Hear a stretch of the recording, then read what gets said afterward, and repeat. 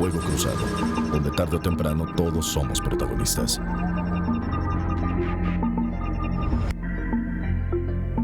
Buenas noches, Quintana Roo, muy buenas noches, Yucatán, muy buenas noches, Campeche. Mi nombre es Lilia Arellano y estamos cumpliendo aquí, como todos los viernes a las 10 de la noche, una cita más con usted en su programa Fuego Cruzado. Esta noche con un tema que no solamente le interesa a los quintanarroenses o a los peninsulares, es un tema que se convirtió de la noche a la mañana en nacional, porque tienen mucho que ver nuestros jóvenes, porque tienen mucho que ver sus actuaciones, porque tiene mucho que ver ese futuro casi sin libertades que les estamos heredando. Acompáñenos, por favor, para que juntos veamos esto que le hemos preparado. Menores infractores, riesgo social. En un país como el nuestro, con tantas carencias sociales, con una de las mayores desigualdades económicas del mundo y con una descomposición galopante del tejido social que trae como consecuencia un declive de la moral familiar y comunitaria, el problema de los menores infractores se convierte en un tema muy delicado por su gravedad.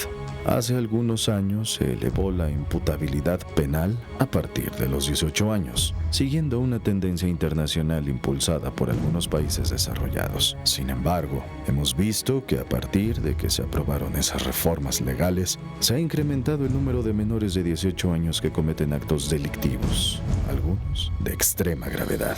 Varios grupos delincuenciales reclutan a menores de 18 años para cometer fechorías de todo tipo.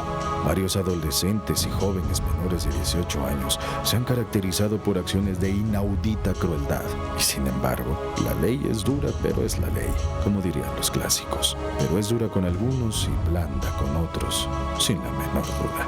¿Fue acertado elevar la imputabilidad penal a los 18 años?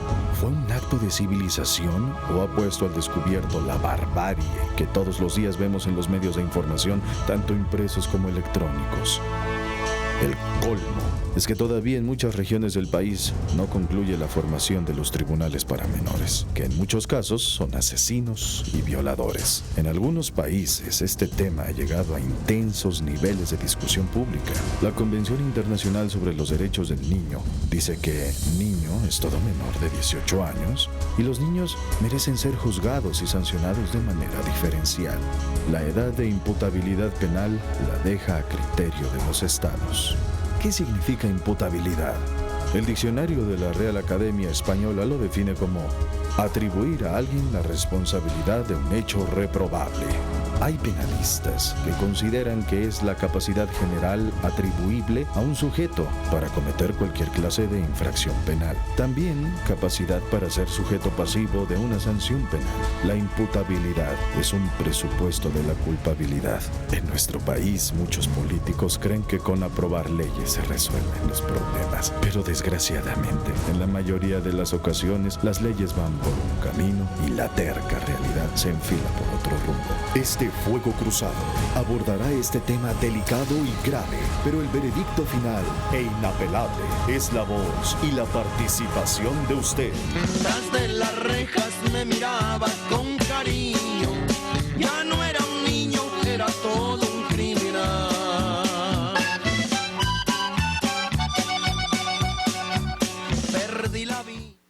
Permítame presentarle a nuestro panel de esta noche la licenciada Laura Luz Ortega, delegada municipal de la Procuraduría de la Defensa del Menor y la Familia. Laura, muy buenas noches. Buenas noches. Ya cumpliste 18 años, porque te ves muy jovencita, caray, no vaya a ser que nos vamos a meter aquí en un lío, ¿no? A ver, sácanos tu credencial de lector, o no vaya a ser calimbazo, ¿eh? No. Doctor César Mariscal, doctor en Derecho Penal. Encantado. Muy buenas noches. Buenas noches. Licenciado Juan Caballero, maestro de Derecho de la Universidad La Salle y notario público número 51. Juan, bienvenido. Gracias. Muy buenas noches. Encantado de estar contigo. Pedro Pablo Pot. Usted lo conoce porque ha estado ya varias veces con nosotros. Él es expresidente de la Comisión de Justicia del Congreso de Quintana Roo. ¿Cómo le va? Muy buenas noches. Buenas noches, Lidia. Y está la licenciada Arely Camargo Chávez. Ella es procuradora de la Defensa del Menor y la Familia. Arely, muy buenas noches. Buenas noches, gracias. La diputada Laura Fernández, del Congreso de Quintana Roo, y quien ve las cuentas a veces no tan claras. ¿Qué tal, Laura?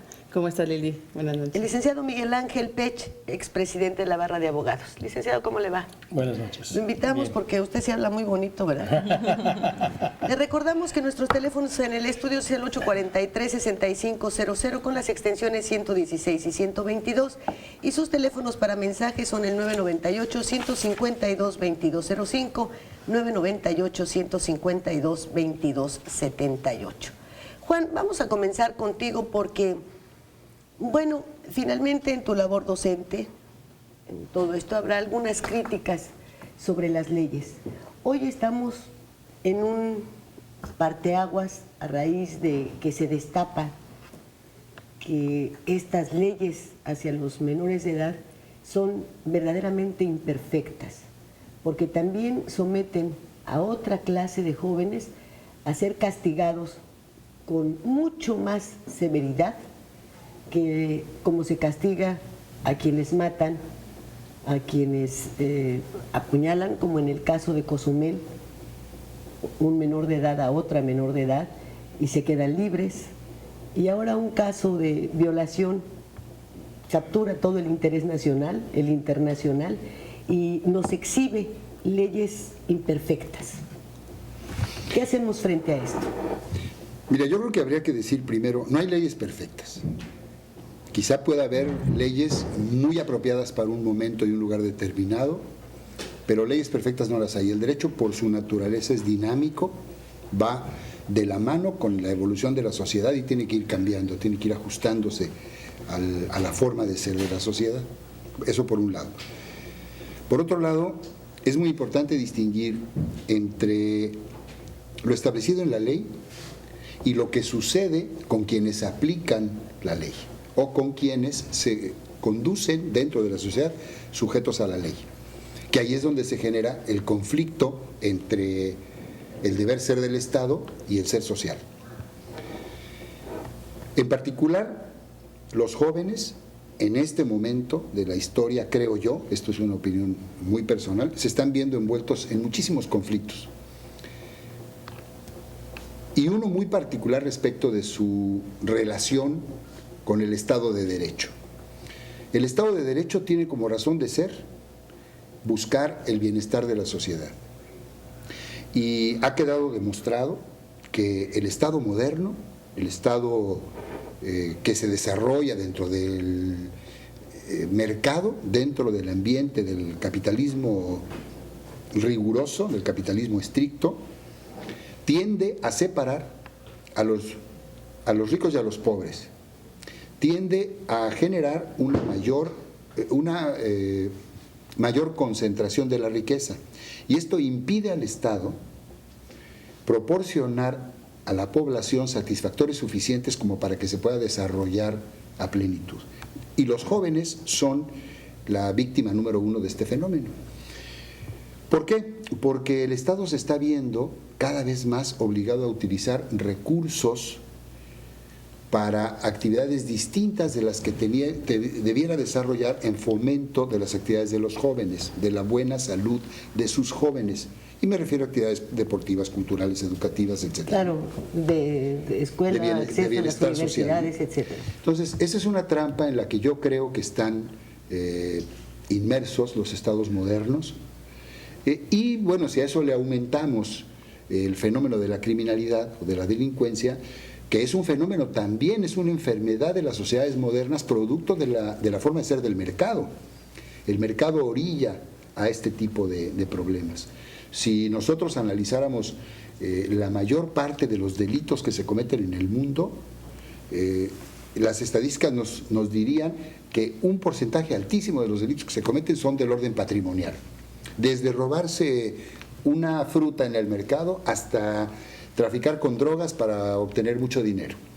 Son delitos que tienen una orientación patrimonial y la sociedad moderna orienta a eso, a desear crear un patrimonio grande, ¿no?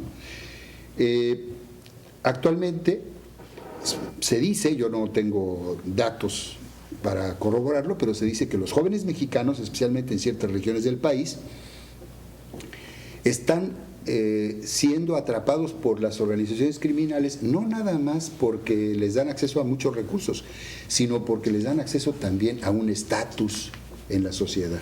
Sí, bueno, ya hasta la gente de Calderón decía que es regresarles y participas en el narco la dignidad al bolero, ¿verdad? Pero esto nos sirve de justificante para los actos criminales y para los sicarios que tenemos ya en puerta, menores de edad. No, en ningún momento, no. Precisamente la minoridad de edad de estas personas es aprovechada por estos grupos que a lo mejor en aras de sobresalir ante estos impactos económicos, sociales, los jóvenes aceptan también participar. Yo creo que es un juego perverso en ese sentido que se da, por desgracia, entre los jóvenes. Ahora, ¿por qué las investigaciones nunca llegan al punto de quién es el que los regentea? Porque alguien los tuvo que llamar a las filas del narcotráfico o a las filas de la delincuencia.